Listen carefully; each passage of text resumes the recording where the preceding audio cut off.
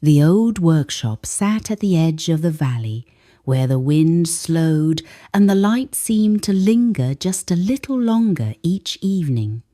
People said the place hummed, not loudly, not enough to hear with ears, but enough to feel if you stayed still.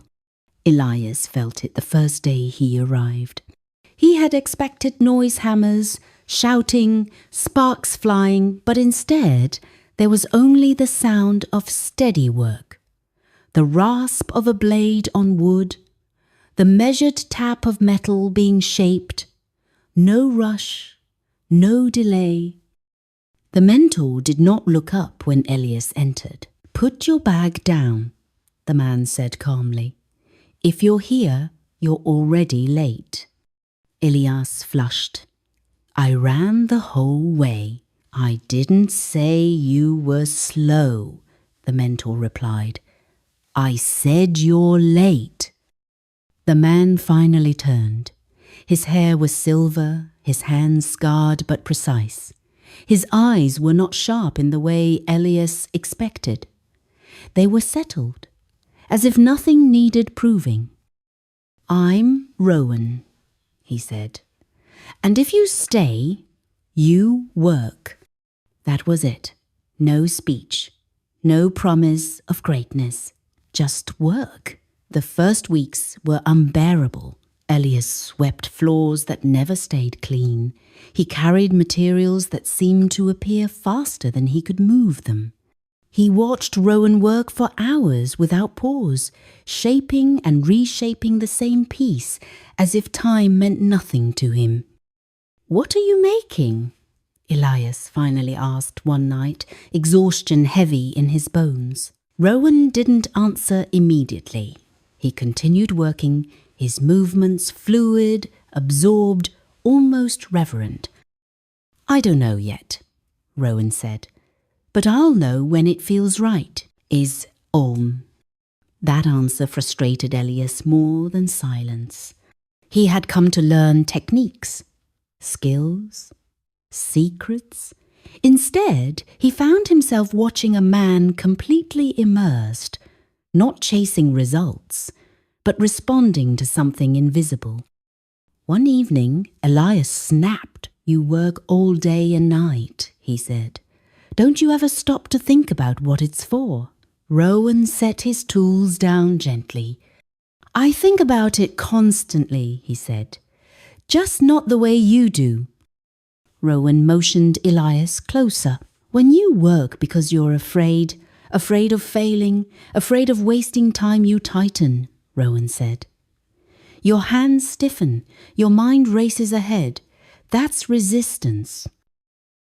Elias frowned. "When you work because you're inspired," Rowan continued, "you disappear into it.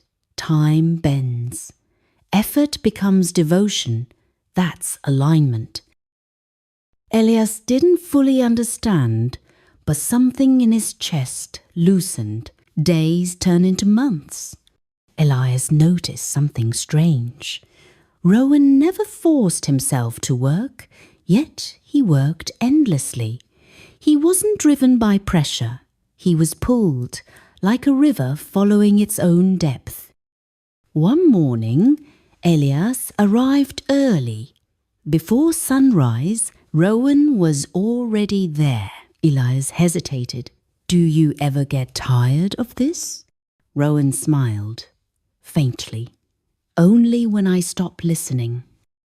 That day, Rowan handed Elias a piece of raw material. "Make something," he said. "Not something useful, something honest." Elias froze. He worked all afternoon, forcing shapes, correcting mistakes, chasing approval that wasn't coming.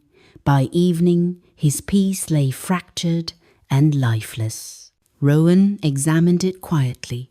"You worked hard," Rowan said, "but you weren't present." Elias clenched his jaw. "I tried."